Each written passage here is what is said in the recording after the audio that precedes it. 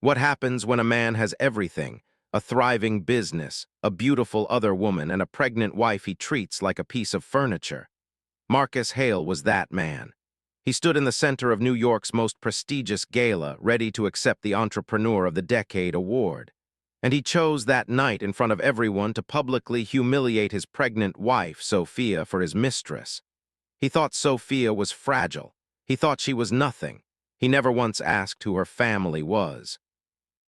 He's about to find out, because her brother just walked through the door, and he's not just any brother. He's one of the most powerful men in the world. Marcus Hale didn't just build a company, he weaponized one. Hale Ventures was a Wall Street sensation, a private equity empire that had swallowed 3 industries whole. His name was synonymous with dominance. He wore it like armor. Sophia was his shadow. Sophia Reyes Hale, soft-spoken. Elegant in the way old paintings are elegant quietly, without demanding attention.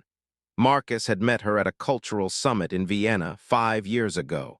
She was introduced simply as Sophia Reyes, no title, no fanfare. He had assumed she was a diplomat's pretty daughter, foreign and well-mannered.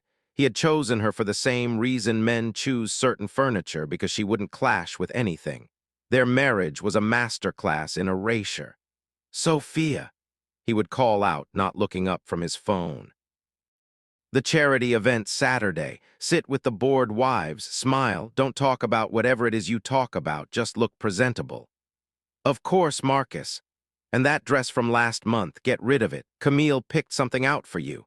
Camille, the name dropped between them like a blade. Camille Torres, his VP of acquisitions, his mistress, and as their entire social circle knew, the woman he actually wanted. Sophia's days were quiet. She managed their home. She attended events. She spoke often in rapid Castilian Spanish on the phone, long calls, precise, measured conversations. Marcus had heard her once, startled by the authority in her voice, so unlike the woman who moved through his home like a ghost. "Who are you always talking to?" he asked once. "My brother, family business. Tell him I'm too busy for a visit, maybe next year." He returned to his emails. He never noticed that her bookshelf held no novels. Only international arbitration law, sovereign wealth fund strategy, and one worn copy of Sun Tzu. He never noticed that the small family charity she managed had quietly funneled capital into 3 of the very startups he was trying to bury. He never noticed that during her long, quiet phone calls, she spoke like a general. "He is over-leveraged," she said one afternoon, looking out at the Hudson. "He's using the Meridian Group shares as personal collateral to chase the Stratford acquisition. It is ego, not strategy. He is exposed." A measured voice on the other end.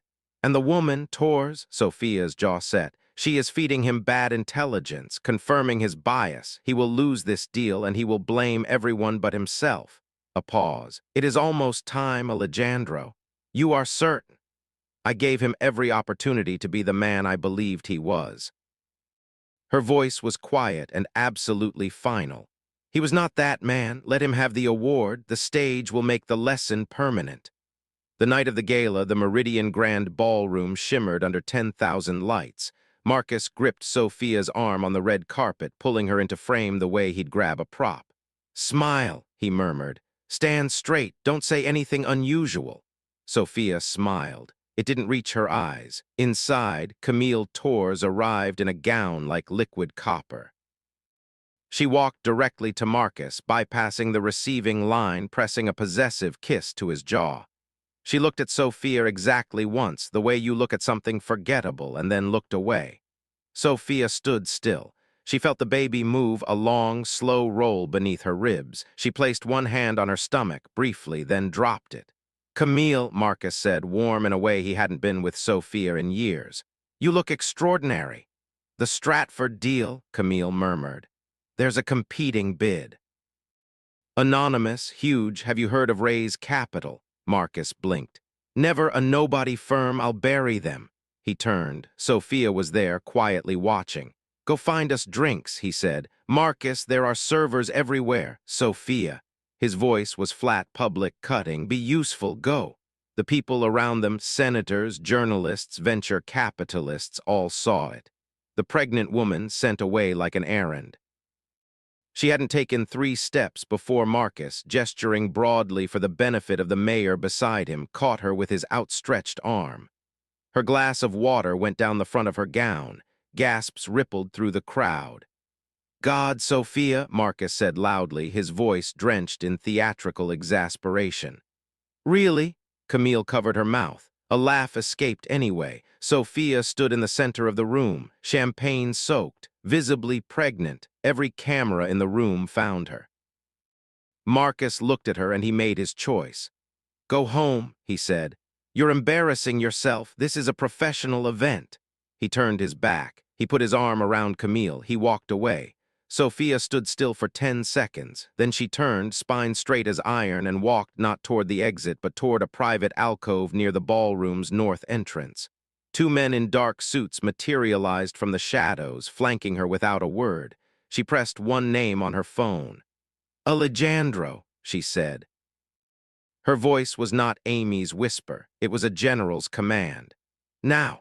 On stage, Marcus was ascending. The award was heavy and cold in his hands. He gripped the podium, luminous with triumph. "They say it's lonely at the top," he began. "They're wrong. You need a partner, someone ruthless enough to cut the dead weight, someone willing to burn the old world down." His eyes found Camille in the front row. "I want to thank my real partner, my COO, Camille Torres." The crowd stirred, uneasy. The MC's earpiece crackled. He went pale. "Mr. Hale," he interrupted, "my apologies. We have an unscheduled guest. He was delayed arriving from overseas. He has requested a moment." "Who?" Marcus snapped. "Sir," the MC read the card slowly. "Please welcome the chairman of the Rays Global Sovereign Fund, Alejandro Reyes." In the back rows, 3 foreign ambassadors stood immediately. A man appeared from the north alcove, late 40s, built like a decision that had never been questioned. He wore a charcoal suit, no tie, and moved through the room the way a pressure front moves. You felt him before you saw him. Marcus didn't recognize him. Camille did. Her hand flew to her mouth. "Rays Global," she breathed. "The competing bid." Alejandro Reyes walked onto the stage. He did not shake Marcus's hand. He stepped directly to the microphone. "Good evening." His voice was low and precise, cutting the room to silence. He looked at Marcus with the calm of someone who has already won. "Impressive speech." He turned to the audience. "My family's fund manages $340 billion in sovereign and private assets. We do not compete for acquisitions. We simply acquire them." He paused. "As of 8:47 this evening, Rays Global has closed the Stratford deal in full cash." Marcus went gray. Camille gripped the back of her chair. "But that is not why I am here." Alejandro's voice shifted. "I am here as a brother," confused murmuring. "My sister came to this country 5 years ago. She asked to come quietly, no title. She used our mother's name, Reyes. She wanted to know if a man would love her for who she was." He paused. "She found a man she believed in. She invested in him. Her personal trust financed his entire second funding round, $90 million. She thought she was building a future with a partner." His eyes locked onto Marcus. "She was carrying his child when he sent her away like a stranger." The room went cold. "My sister," Alejandro said, "is not a ghost. She is not furniture." He turned toward the back of the room. "She is the incoming executive chair of Rays Global. Please welcome my sister." The north doors opened. Sophia walked out. She had changed. Gone was the wet, forgettable gown. She wore deep burgundy, structured, severe, breathtaking. Her hair was up. The cheap jewelry Marcus had chosen was gone, replaced by nothing. She needed nothing. She walked through the ballroom like a woman who had always owned it because she had. Marcus staggered back.